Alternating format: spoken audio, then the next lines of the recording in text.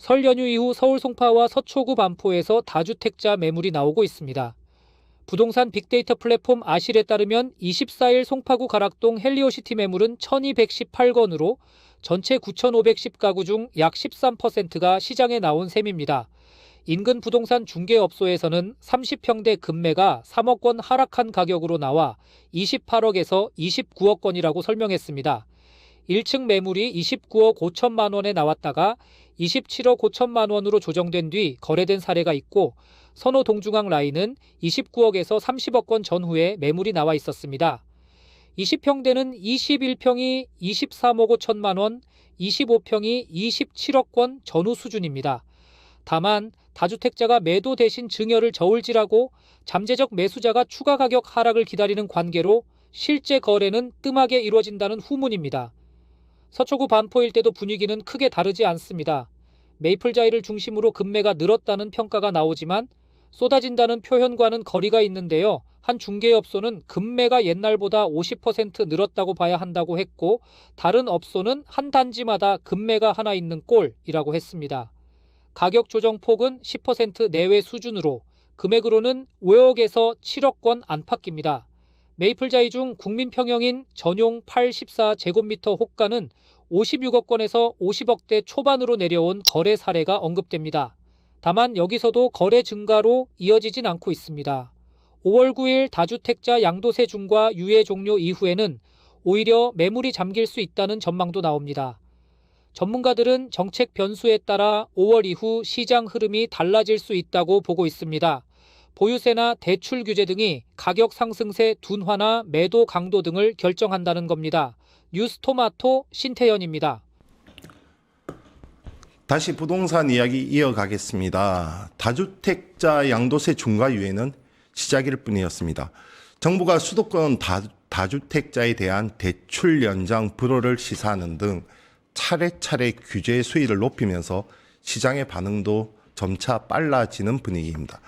강남 3구는 물론 한강벨트를 따라 적게는 1억 원, 많게는 10억 원 넘게 호가를 낮춘 급매물들이 쏟아지고 있다는 소식입니다. 자, 집값이 더 하락할까요? 실제 시장 움직임 이 두 분과 함께 살펴보겠습니다. 이동현 하나은행 부동산 수석 전문위원 그리고 홍현 뉴스토마토 기자 나와 있습니다. 두 분 안녕하세요. 안녕하세요. 안녕하십니까. 네. 자, 코스피는 지금 6천을 어쨌든 지금 잠시 조정을 받고 있는 것 같은데 5천 돌파한 지 언제 됐다고 벌써 6천까지. 반대로 부동산은 그렇죠. 네. 그러니까 우리가 항상 생각해왔던 등식처럼 생각했던 것이 그 강남 3구 불패, 강남 불패 등 부동산은 여전히 나의 제일 중요한 자산이야 한데 네. 지금 이 주식 시장이 이렇게 오르면서 실제 머니 무브가 일어나는 듯한 움직임이에요. 네, 맞습니다. 지금 부동산 시장 어떻게 봐야 됩니까? 지금 부동산 시장은 전반적으로 좀 어떻게 보면 눈치 보기 장세에 좀 가깝고요. 그러다 보니까는 거래량이 좀 많이 주는 모양. 그 얘기는 좀 소강 상태로 접어들고 있는 양상입니다. 특히 뭐 지금 예전 같으면은 강남 같은 주요 지역들, 그다음에 한강벨트라는 강남의 못지않다서 우리 중강남이라 부르는 지역들, 이런 지역들 같으면 지금의 분위기 예전 같으면 이거 뭐 감히 뭐 이렇게 급매라는 성격은 나올 수 없는 지역이거든요.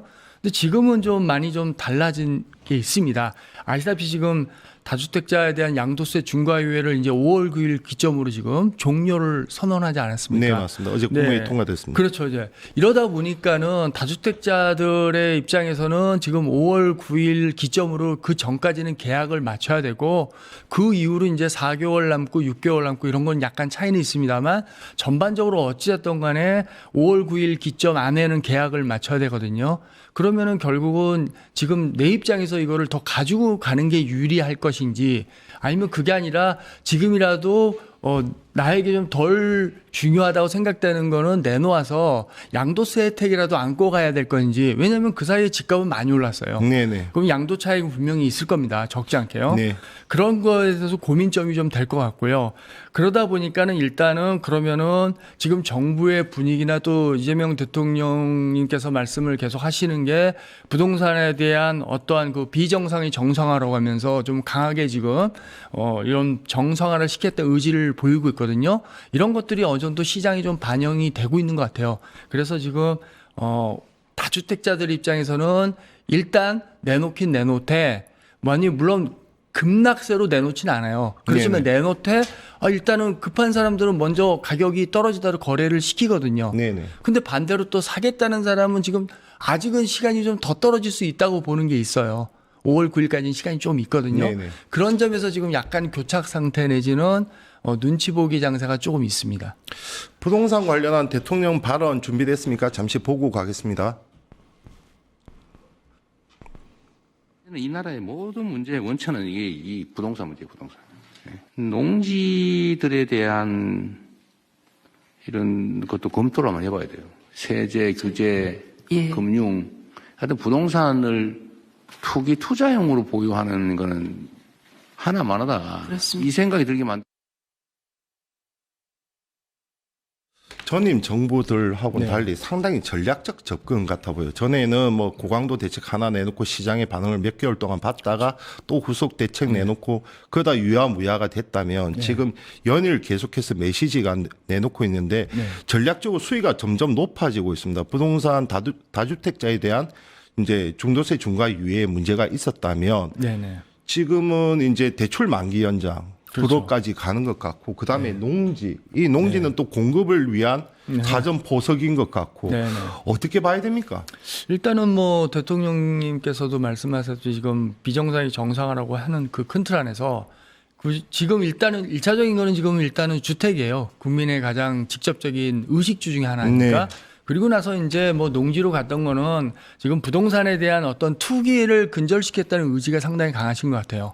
이런 여파라고 볼 수 있겠고 지금 말씀하신 대로 지금 정부에서는 지금 과거와 달리 과거처럼 이제 그때마다 계속 이제 간헐적으로 그때 대응하는 방식으로 보다 보니까 이게 뭔가 시장이 오히려 그 반작용도 많이 나와서 오히려 오르는 경우가 계속 반복되었거든요. 네네네. 그럼 또 잡고 이제 그런 것들을 지금 정부에서는 이거는 그렇게 가는 게 아니다. 처음서부터 좀 이렇게 뭔가 이게 전체적인 투기의 여지를 처음부터 차단하자는 의지가 좀 강한 것 같아요. 그래서 이번에 대책들도 보시면은 어느 지역, 예를 들어서 강남 3구면 강남 3구 묻고 또 좀 눈치 보다가 또 마포구 용산 이런 식이 아니라 서울의 전반적인 걸 지금 같이 서울 전체를 지금 토지거래량으로 묶고 있지 않습니까? 네네. 인근 경기도에서 집값이 많이 상승했거나 그럴 가능성이 높은 지역까지. 근데 이런 차원에서 볼 때도 뭔가 이게 지금 이렇게 그때 그런 것보다는 좀 먼저 체계적이신 것 같고 좀 전반적으로 종합적으로 다루려는 의지가 있기 때문에 이런 것들이 시장에 좀 반영되는 것 같고요. 거기에 이제 다주택자들에 대한 대출에 대한 것도 이건 불필요한 혜택이라고 볼 수 있는 것 같아요. 네네. 그런 것들에 대한 것도 과거에는 없었는데 이제 그런 것들이 또 들어가 있고 대출뿐만 아니라 거기에는 또 지금 주택담보금리도 지금 좀 올라가고 있거든요. 또 이런 것들도 전반적으로 어떻게 보면은 시장에 대해서 불필요한 그런 투기 수요를 좀 차단하겠다는 의지가 많이 좀 가지고 계신 것 같습니다. 홍 기자, 실제 현장들 한번 둘러봤습니까? 네, 둘러봤습니다. 네, 어떻습니까? 일단 송파구 가락동 헬리오시티 같은 경우에는 이제 어제 기준으로 매물이 1218건이 나왔는데요. 이는 한 달 전과 500여 건과 비교했을 때 한 2배 이상이네요. 네, 2배 이상이 늘은 것입니다. 그렇지만 이제 현장에서는 쏟아진다까지는 아니라고 네. 표현을 했는데요. 일단 여러 곳에서 같은 매물을 올린 것을 감안해야 하고요. 그리고 중개업소들은 이미 다주택자 대상 전수 전화 작업을 마친 상태라서 나올 물건은 어느 정도 나온 상황이라고 설명을 했습니다. 또 방문객은 많지만 계약은 조심스러운 관망 기류가 강했습니다. 거래가 성사 안 되는 이유는 뭔가요? 좀 더 떨어질 것이라는 매수세가 원활치 않은 건가요? 네, 맞습니다. 이제 매수를 하고 싶은 사람들은 가격이 좀 더 떨어질 것이라는 기대감을 갖고 있고 또 매도자 입장에서는 이 가격에 팔 바에는 차라리 증여를 하겠다는 그런 입장도 있는 것으로 보입니다.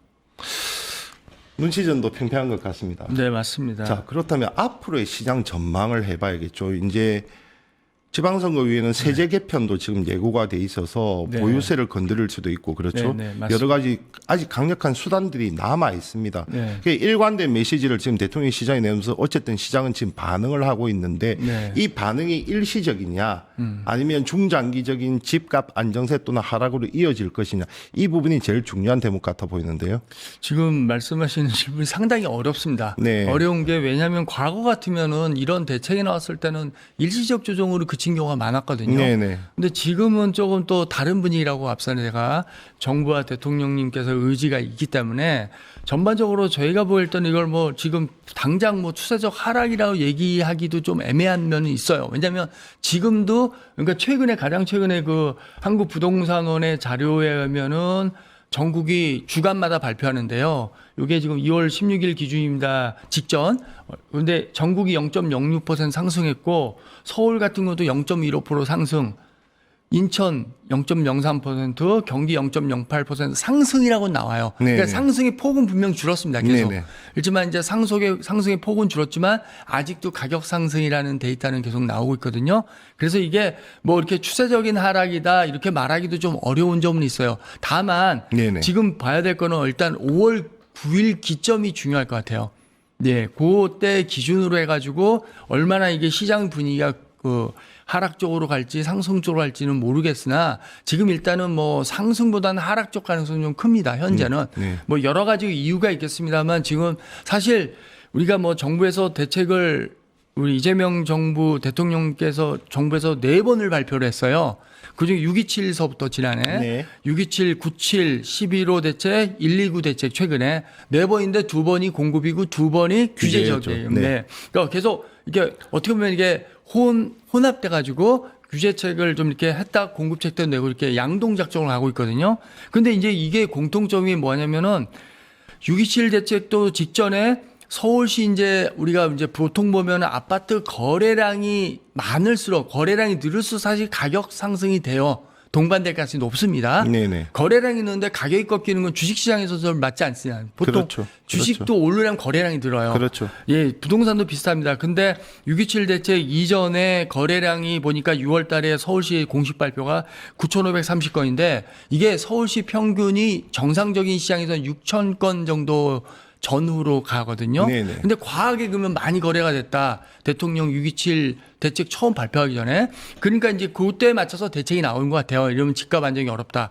그리고 나서도 이제 조금 이제 안정화로 좀 내려갔어요. 거래량이 4,000대로 좀 떨어졌다가 다시 또 이제 9월 달에 또 8,000건으로 올라가요. 네네. 8,658건. 그러다 보니까 다시 9.7 공급 대책이 또 나왔습니다. 그러니까 이게 뭐냐면은 11.5 대책, 1.29 대책도 비슷한데 가장 최근에는 11월, 12월 달 거래량이 3,000건, 4,000건 하다 1월 달에 5,000건으로 다시 조금 더 증가하는 추세가 나왔거든요. 그래서 또 1.19 대책이 나온 것 같아요. 근데 이런 것들을 보면은 지금의 분위기는 과거에도 그렇지만은 대책이 나왔다는 거는 시장이 좀 뭔가 이게 또 분위기가 좀 너무 좀 과열 분위기가 나올까 하면 대책이 나온 것 같아요. 그렇지만 그래서 그런지 몰라도 이번에 설 연휴 전후로도 대통령께서 계속 이게 SNS를 통해서도 이제 시장에 대한 의지를 시장에 대한 안정화 의지를 계속 말씀하셨지 않습니까? 이런 것들이 계속 나오는 이유도 이 시장을 좀 안정화시켰다는 건데 이게 지금은 어쨌든 간에 다주택자들이 얼마나 또 집을 내놓으면서 거래 가격이 내려갈지를 볼 수 있는 기점이 일단 5월 9일까지거든요. 네네. 그때까지는 사실은 좀 지켜봐야 될 면이 없지 않아 있습니다. 참 어려운 집값. 이재명 정부가 지금 부동산 투기와의 전쟁을 선포하고 연일 메시지를 내놓고 있는데 5월 9일 이후 실제 시장이 어떻게 반응할지 중장기적 흐름을 다시 한번 짚어보도록 하겠습니다. 지금까지 이동현 하나은행 부동산 수석 전문위원 그리고 홍의원 뉴스토마토 기자와 함께했습니다. 두 분 감사합니다. 네, 감사합니다. 네. 유튜브 구독하고 실시간 채팅과 댓글을 남기시면 매일매일 7,000TTCO를 드립니다. 참여 방법은 통통문 어플을 다운로드하고 회원가입과 로그인을 해주세요. 마이페이지에서 나의 회원 고유 번호를 복사해주세요. 유튜브 구독 후 실시간 채팅이나 댓글창에 고유 번호를 한 번만 입력하면 준비 끝! 지금 유튜브 채팅과 댓글 쓰기 참여하고 7,000TTCO 받아가세요.